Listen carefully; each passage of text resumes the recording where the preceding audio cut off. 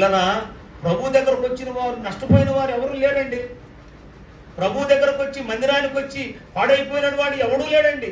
బ్రతుకులు మార్చేది ఈ క్రైస్తవం కానీ బ్రతుకులను పాడు చేసేది కాదండి. కుటుంబాలను కట్టేది ఈ దేవుని యొక్క సేవ కానీ కుటుంబాలను పాడు చేసేది కాదు. పిల్లలు, ఒక తాగుబోతును మార్చగలిగిందా ఈ యొక్క కోర్టులు? ఈ పోలీస్ స్టేషన్లో ఒక వ్యభిచారిని మార్చగలిగిందా? ఒక దొంగను మార్చగలిగిందా? ఒక హంతకుడు మార్చగలిగిందా? స్తోత్రపురంలో భయంకరమైన దొంగలు ఉంటారు. ఎంతమందికి స్తోత్రపురం తెలుసో నాకు తెలియదు. అక్కడ అందరూ కూడా దోసుకునే వాళ్ళే, నరహంతకులు. అటువంటి వారిని పిల్లరా పోలీస్ స్టేషన్లో పెట్టి శతం కొట్టినా మారలేదు.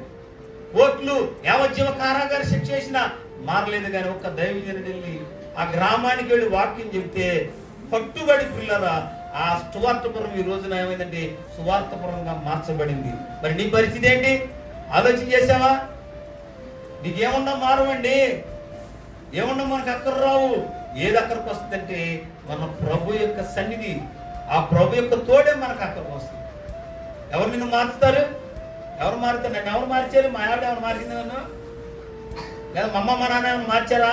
నో, ఎవరు నన్ను మార్చలేదు. కానీ నా ప్రభు దగ్గరికి నేను వచ్చినప్పుడు, నా ప్రభు దగ్గర నేను మోకరిగినప్పుడు, నా ప్రభు దగ్గర నేను పాపాలు ఒప్పుకున్నప్పుడు, నా బ్రతుకుని నేను అర్థం చేసుకున్నప్పుడు, నా ప్రభు పాదాల దగ్గర నా పాపం బ్రతుకంతా ఒప్పుకున్నప్పుడు ఆయన నన్ను కడిగాడు.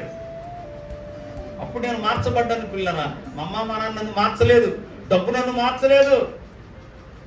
ఈరోజు నువ్వేమనుకుంటున్నావు?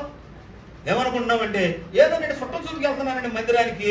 చుట్టం చూపుడు కాదు సహోదరుడా, ఇది